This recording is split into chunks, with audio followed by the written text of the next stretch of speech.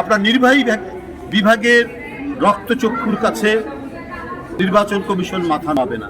আজকে যদি এর আগে যে হুদা কমিশন যারা ছিলেন, তারপরে আউয়াল কমিশন, রাকিব কমিশন, তারা সেই কাজটি করে।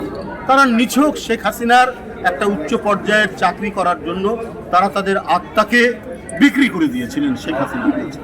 তারা তাদের মাথাকে নত করেছিলেন শেখ হাসিনার পদতলে, যার কারণে এই দেশ থেকে অবাধ সুষ্ঠু নির্বাচন এবং এই নির্বাচন না থাকার কারণে আইনের শাসন এবং বিচার বিভাগের স্বাধীনতা সব কিছুই ধুলায় লুটিয়ে দেওয়া হয়েছে। তো আমরা সেই নির্বাচন কমিশন চাই যে তার অধীনে প্রত্যেকটি নির্বাচন হবে অবাধ, সুষ্ঠু, ইনক্লুসিভ, এবং সেখানে কারো হস্তক্ষেপ থাকবে না। যেখানে অন্যায় হবে সেই অন্যায়কে দূরীভূত করার জন্য নির্বাচন কমিশন নিজস্ব শক্তি বলে সেখানে পদক্ষেপ গ্রহণ করবে। ধন্যবাদ। বিতর্কিত নির্বাচনের জন্য তাদের কোনো শাস্তি